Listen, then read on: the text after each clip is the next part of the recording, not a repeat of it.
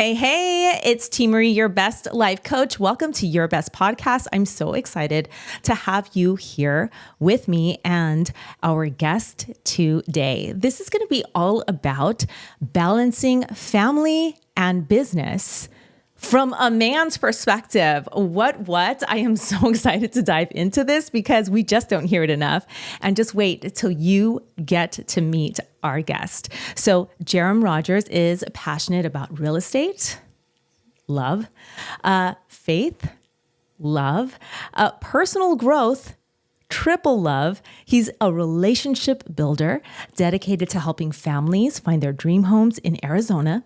And he strives to inspire others in every aspect of their lives. So all ready to kick it off. Woohoo! Yes. Welcome, Jarom. So happy to have you here today. Thank you so much for joining us. I can't even express enough how excited I am about today's conversation with you on so many levels. So welcome. Hey, thank you so much for having me. Now, first off, we like to kick it off, just letting it roll right off the top. Where can people connect with you best? Best place is probably on Instagram at Jarom Rogers. Okay, fantastic. So we're going to start off with a game. Okay, it's going to be a game, and the game is called Is It Balanced?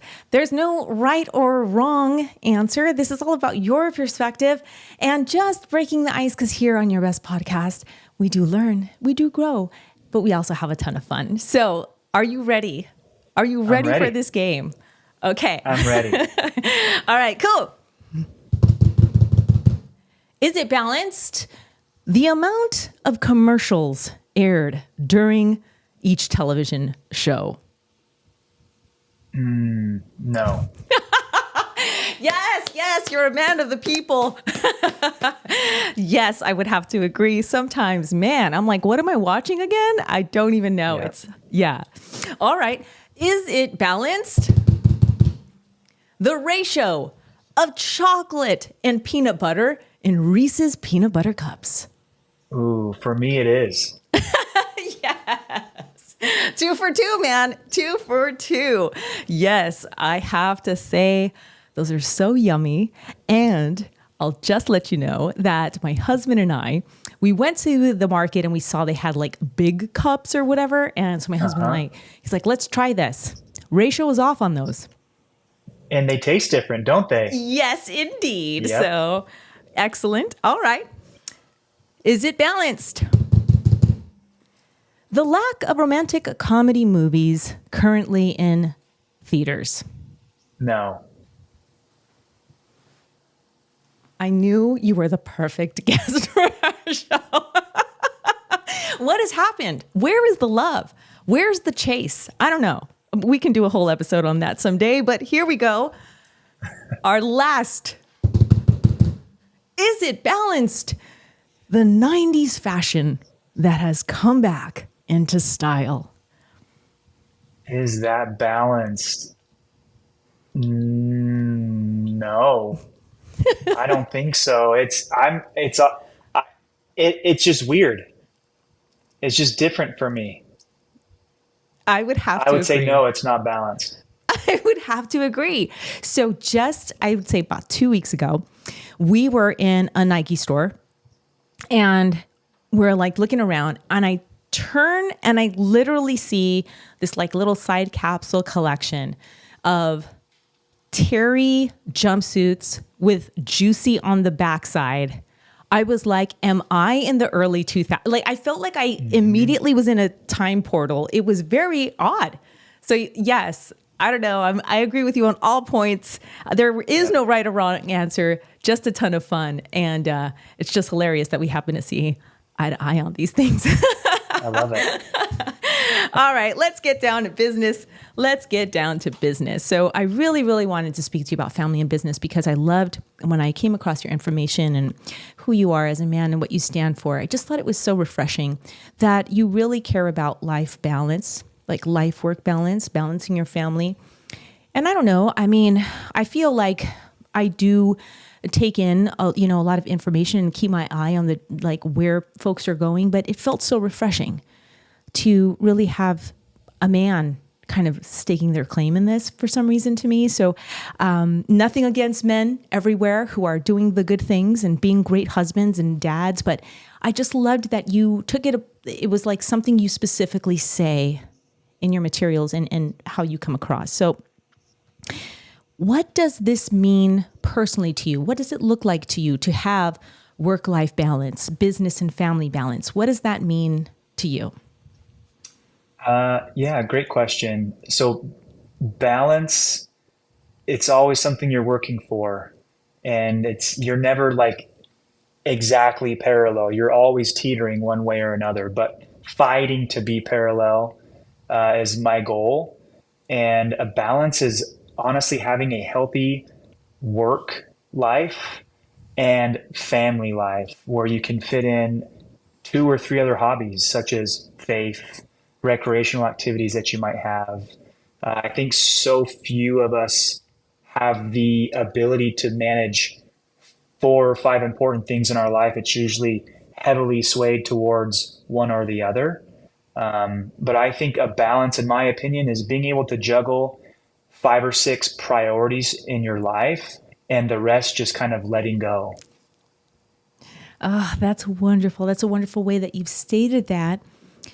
And I'd love to go a little bit deeper in that with my clients. So I do small business coaching as part of the types of coaching that I offer. And also personally, I've experienced this. So I've walked clients through this and I've also personally experienced. So I'd love your insight. When we are trying to find that work-life balance and we come to that point where there are things to let go, oh boy, do emotions and fears come up. Yeah. So Absolutely. how did you discover this? Firstly, so I guess it's a two-parter. The first part is, Mhm. how did you start to discover that this is important?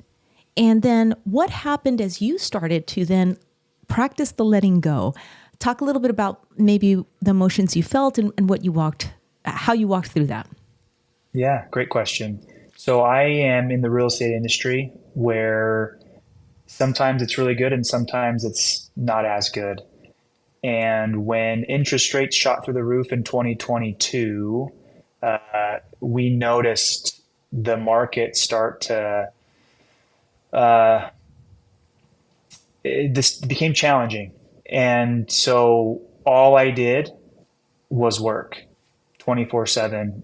That's all that I cared about. Nothing else mattered. And I realized that my relationship with my family was struggling. My relationship with God was struggling. I lost all desire or appetite to have any sort of hobby at all. And I realized at the end, it was just a job. And it wasn't worth any amount of work to lose what was most important to me. Also, sorry, I also sacrificed my health, which is something that's important to me. So I let four things go. I let one thing control four important things in my life. And it wasn't until I read a book called Think Like a Monk by Jay Shetty where it clicked for me. Because I kept saying, my family's my priority, God's my priority, but my actions were not mirroring what the words that were coming out of my mouth. And so right then is when I decided to change. I am done saying that they matter to me when my actions reflect that they don't. And so right then is when I flipped the script. That's fantastic. And that takes a lot of insight and courage, I have to say, because, you know, when we come face to face with those realities of, hey, I feel I have this value system, but my actions, I've lost my way. My actions aren't matching all of a sudden. It can really rock us. It can Oh really yeah. rock us. And so I applaud you for having that insight and for sharing that with us. Now, how did it feel once you came to that realization? Then how did it feel to start letting go? How did you manage the emotions around that? Was it kind of clear cut to you because you had become resolute that you were going to make a change? Or, you know, were there still those pressures that were kind of, you know, tempting you to make compromises, so to speak? Yeah. So it was very hard to let go. And I fortunately had some mentors and coaches in my life that have achieved what I'm trying to achieve, and they were more than happy to hold my hand and show me how they did it and how they built a system and a process around a more work-life balance in the real estate world, basically juggling real estate, career, and family. And so I am so grateful for them and the guidance that they gave me and helped me leverage myself. But letting go, once I let go, it felt so good. It's freeing. And to know that the work will eventually get done, the work will always be there. And prioritizing what is important and what's not as far as work goes. Sundays are for my faith and my family. I don't do anything on Sundays unless it's an emergency. So I've got certain days and times where I'm able to dedicate to what matters to me. Um, but it feels really good. It feels so good. I'm still not where I want to be at exactly, but it still feels so good to have more of a balance and actually feel like I'm living my values instead of just saying what they are. Yes. Yes, yes, yes. Now, please do share if you feel comfortable. You mentioned that you're not where you want to be. And, as a coach that helps people to get to, let's say, their next best, but then you're at that pinnacle. Now you see a new pinnacle, right? I think that's wonderful for you to express. And so if you feel comfortable, what is your vision with this work-life balance? What is that, where you want to be currently from this vantage point? Yeah, where I'd like to be is I'd love to be able to shut my phone off at 5 p.m. and not touch it after 5. Now, could I do it? Yes, but it creates extreme anxiety for me. So that would be one. Another one would be to actually proactively schedule opportunities to make memories with my wife and kids. We don't do that. I don't do that. I'm not proactive at creating opportunities for us to combine as a family and explore. And that's one thing I want to be better at, and creating time to go and do those things. Now, can I ask you, you're in real estate, but I know there are many. I love real estate so much. I love real estate. So I'm always watching about real estate. I'm Yeah. always flipping about real estate. I'm okay. So I have a slight little knowledge about the different players in real estate. What is or do you have your own, are you a lead agent? Are you an agent still showing properties? Are you running your own company or brokerage?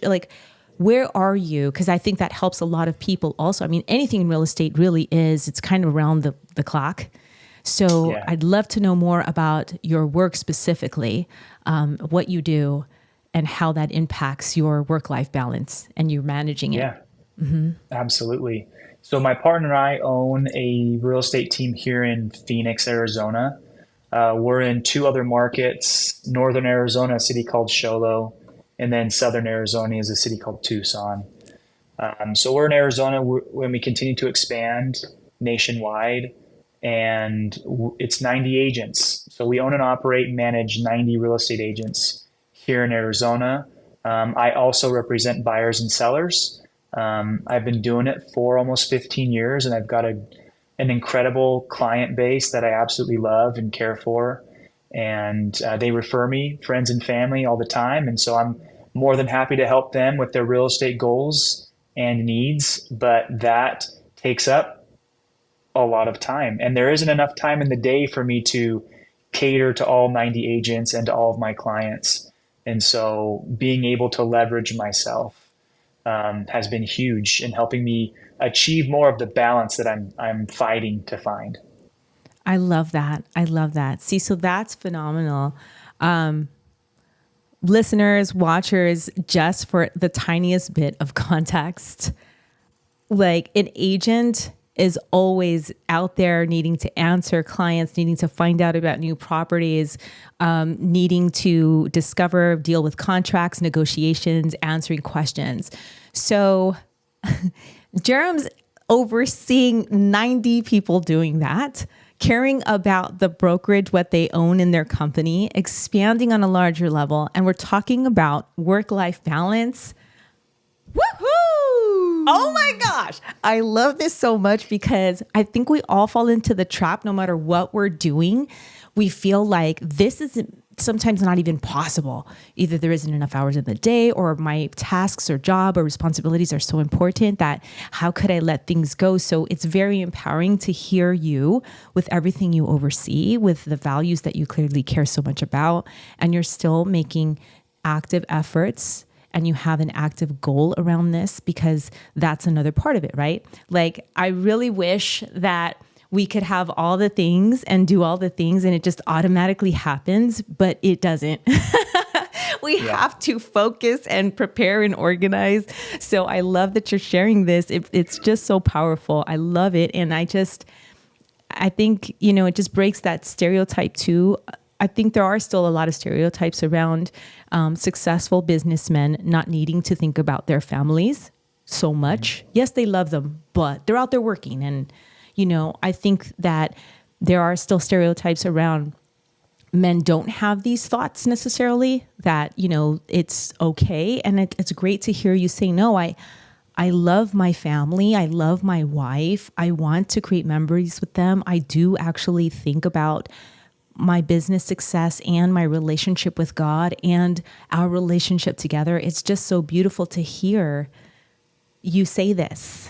I really wish more men would talk about this because it would break a lot of that. I think it could also even what maybe happens between men and women and already listening around that type of thing. And I also think it would be great because in this exchange here, it's very exciting, let alone having those insights of maybe how it is possible. So cool, so cool. So brass tacks wise, right? You do have all this you're overseeing. You're talking about expansion. You have your partners. You have, these other agents you're wanting to feed into and help and mentor and all this. So brass tacks wise, when you talked about leveraging yourself, what are some of the things that you do to really make those pockets of time and still get things done? Yeah. I've had to learn to let go of certain things of my business that I was anal about. And I've had to be okay that they get done at 80% instead of 100%. And so I've hired some executive assistants, some of which live in the Philippines, who at first I was hesitant in incorporating someone overseas into my life, let alone into my business. And that has helped tremendously offload things that I now no longer have to do and that I know will get done. And at the end of the day, 80% of what I do, somebody else can do for me. And I just have to be okay with the fact that it's maybe not the exact way that I would have done it, but it's good enough. And that one piece has been absolutely huge in me trying to gain more of the balance that I'm looking for. That's so, so good. That is so, so good. What would you say to someone who, like you, is having, or you've already begun your process of letting go, but there was maybe a time when that was a hard thing to consider? What would you say to someone who is starting to get those inclinations, but they feel scared? Like you said, the people aren't going to do it like them. Is that too much of a risk? So on and so forth. What would you say to that person? I would say, when you're ready to let go. I was at a point to where I had no other option. I had to let go, or one of my five priorities was going to fall, and I wasn't willing to let go of those main priorities. And so, if someone asked me that question, um, I would say give it a shot. You start thinking of things that you're good at, that you like to do, and keep doing those. and then think of things that you're good at that you don't like to do, things that you're not good at that you like to do, and things that you're not good at and that you don't like to do. Start with those things and give those to somebody else to try and work them into your brain and your life, your system. And then just slowly give them line upon line, precept upon precept, give them more things and have them grow into a partner, an assistant who knows you better than you know yourself. That's awesome. That's awesome. Did you have did that influence your selection? Did that goal, what you just shared now about the potential of having this person grow with you over time, is that something that helped you in your selection process as you were looking at candidates to fulfill these positions? Or is it something that has now come to your consciousness once you started bringing more people on? No, I definitely wanted to incorporate them into everything from the beginning. I've wanted 2 years ago, if you would have asked me if I would have had an executive assistant, I would have said no way, absolutely not. I can do it myself. But I'm realizing now that she's even getting more involved in my life and in my business. She does do things better than I ever did. I thought that I was the best at everything that I ever did, and I'm realizing that actually no, she's much more better than I am. That's great. That sounds freeing. It is very freeing. It was hard training, the first couple of months, 24/7. But it's now it's worth it. It's paying off. Where would you say you are in the timeline of that?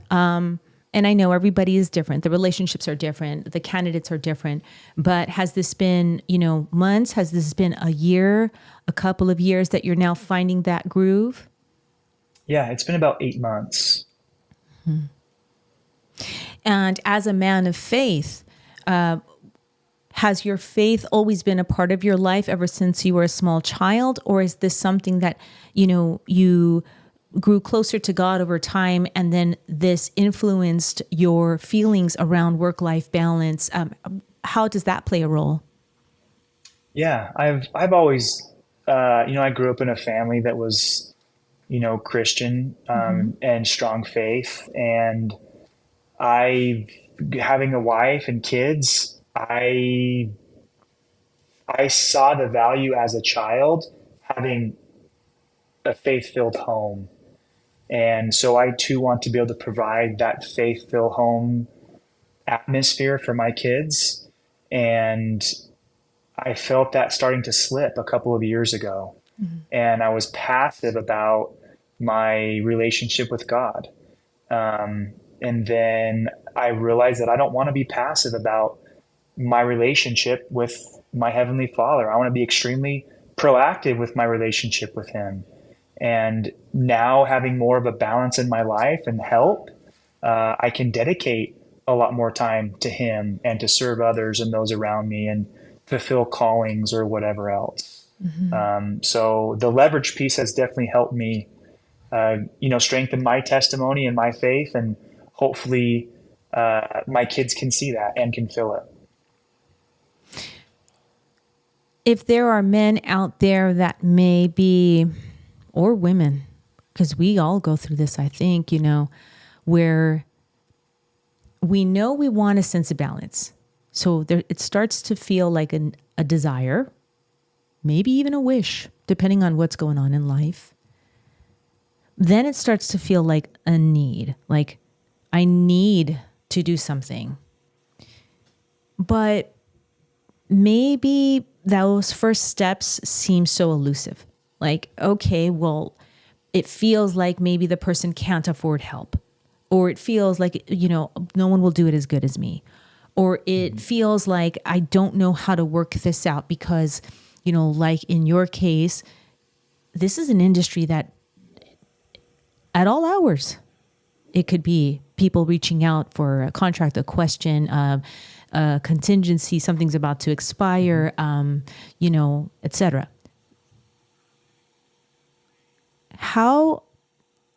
What advice could you give to adults that are feeling that need, maybe scared, maybe not sure what to do first, how did you find your first steps? Did you pray? Did you write it out and say, these are my goals? Did you ask a mentor? What was your launching pad, so to speak? Yeah. The first thing I'd say is it's normal to feel scared. And it's normal to feel that someone can't do it as good as I can. All of those thoughts and feelings are normal. So if you are feeling that, but you feel like you need help, you're like everybody else. So you're not abnormal. I found multiple people who have accomplished what I want to accomplish.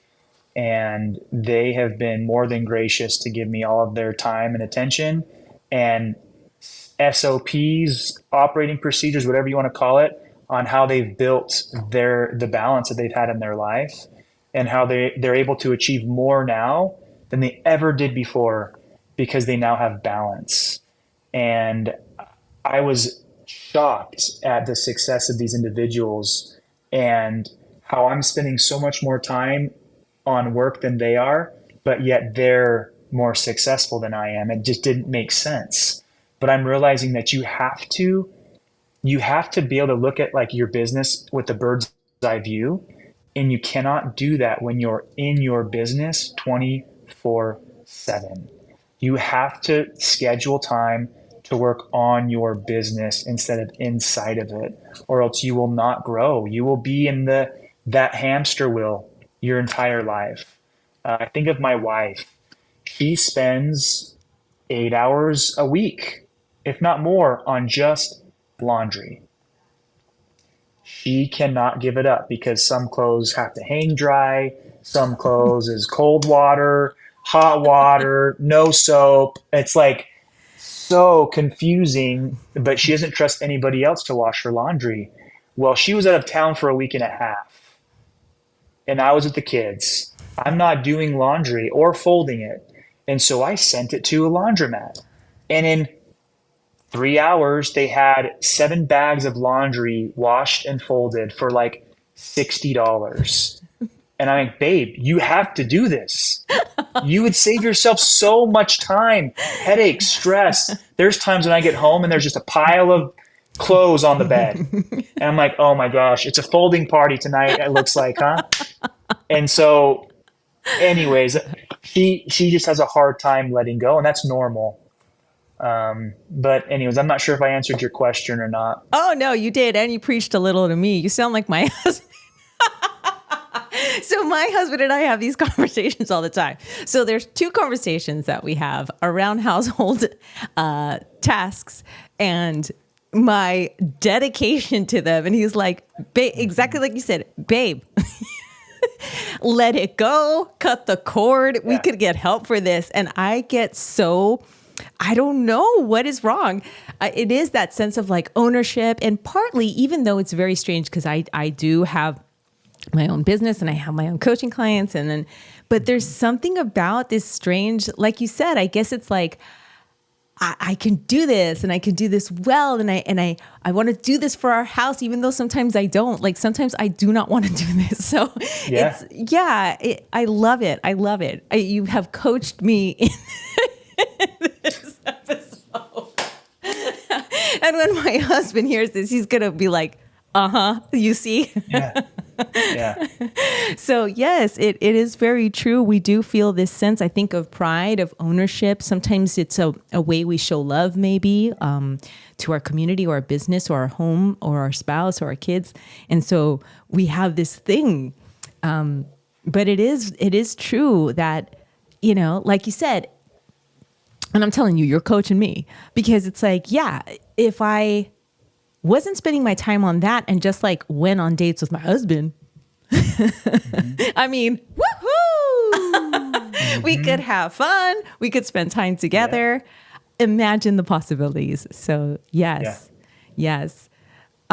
For maybe men or women that have that sense that we just touched on of maybe that ownership around providing And there is that fear of taking a step back, of thinking it may cost them more money, or that somehow that's their thing they do. What has happened for you as you have started? You did mention, look, you're feeling a lot more peace. Name some of the benefits you've received. For those that may be like, I don't know though, I still get a lot of maybe pride or joy out of doing this laundry, or out of out of being so focused on my business.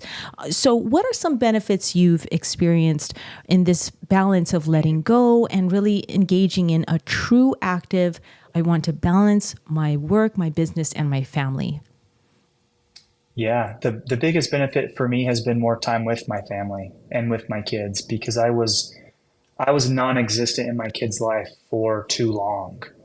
And that's the biggest benefit that has come from finding or trying to find that balance. Uh, you mentioned like a sense of pride of doing something. I love yard work. I love green grass. I love mowing the lawn. I love it. But I don't have Saturdays are like one of the busiest days for me because I'm out showing clients all day on Saturday. And Sunday I've dedicated to God and my family. So there isn't really a day for me to actually explore and participate in what I love to do and that pride of a clean green grass yard. But that's one of the things I've had to be okay letting go. And I've had to be okay that so and so can do our yard every Thursday. And you know what, so and so, I love my yard. Take good care of my yard. I trust you. Please keep it green. And it's been hard to let that go, but it's been a benefit because now that time I can spend with my family and keep my grass green and cut and the weeds pulled. Um, that'd be the biggest benefit, time with my family. I have to laugh because, oh, Father God, you are so good and you're so funny. And I love you so much. So you spoke on the two things. It is the lawn and the laundry.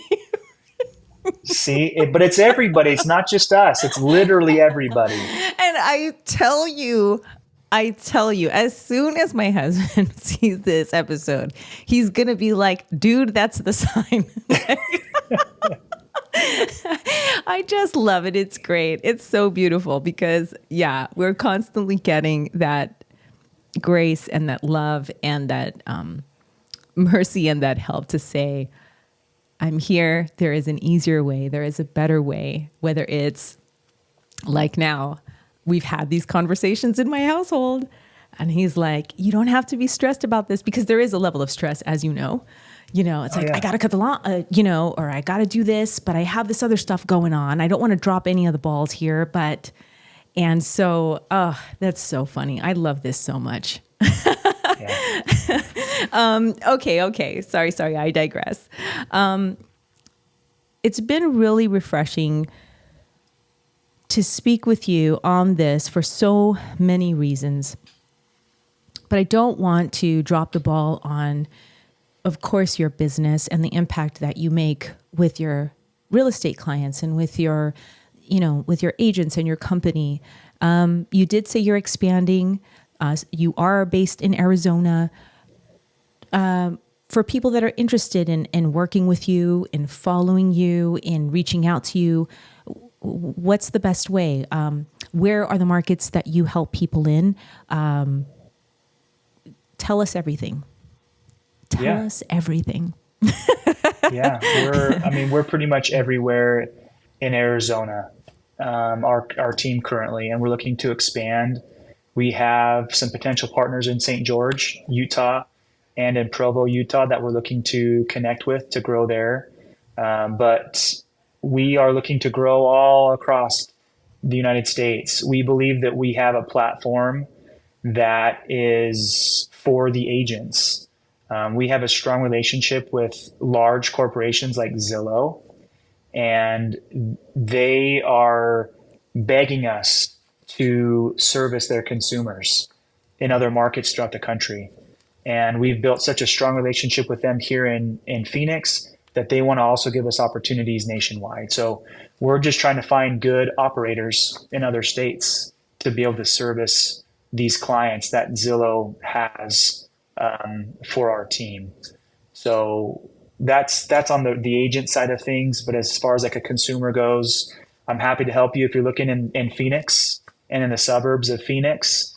Other than that, I'm not much help, but I can point you in the right direction if you're looking anywhere outside of that. Fantastic. So, listeners, watchers, and you correct me if I'm wrong. Is this opportunity, when you say operators, are you interested in finding agents or other companies to then partner with so that listeners that may have that access, that influence, or that capability can connect with you? Please clarify. Is it agents can say, hey, I have a presence in this market and I'd love to work with you? Or are you looking for other companies with agents under them to partner with in different markets? What is available from that perspective? Yeah, we're looking for an operator that is willing to team up with us here at the Legacy Real Estate team and kind of adopt our ways and do things our way, which is different from the old school way of doing real estate. We've really tried to look 5-7 years into the future, and Zillow sees that. And they're $1 billion company, and they've decided to partner with us here in Phoenix. And so we're looking for single agents or teams who want to plug into our system and our structure and grow their business where they're currently at. Awesome, awesome, awesome. And consumers, if you're in the Phoenix area and you want to do business with an amazing, faith-filled, cares about his family, wants work-life balance, obviously invests in himself, totally drop gems. Woohoo! It's going to be in the show notes. We've given you the address. You got to do it. You know to connect with Jarom Rogers, and you know to connect with the legacyrealestateteam.com. I'm sure all the information is there. I'm Teemaree, your best life coach. If you want life coaching, I'm right here. Okay, bestlifecoaching.online, teemaree.com, and that's in the show notes too. It's been such a joy to have you here today. Truly, truly, I'm telling you, you have coached me. We will have future laughs and connections in this household because of what was shared today. Thank you so much. I wish you all of the best blessings and goodness for your life, your family, your business. I appreciate the time that you've spent here with me today, and what you have shared has been so impactful. And I know it's going to bless a lot of folks that are just considering, how do I manage work-life balance? I'm important and I have great things. How do I do it? And so thank you for shedding light on that. It's really, really good. So thank you so much for being here with us today. I appreciate it. Thank you. Thank you. It was a blast. And apparently you're perfectly in balance as well. I try to be. All right. Have a great day. Thanks, everyone. Be sure to absolutely subscribe to the show for more of your best. See you soon. I hope you enjoyed this episode. Be sure to subscribe and visit teemaree.com/free for more goodness.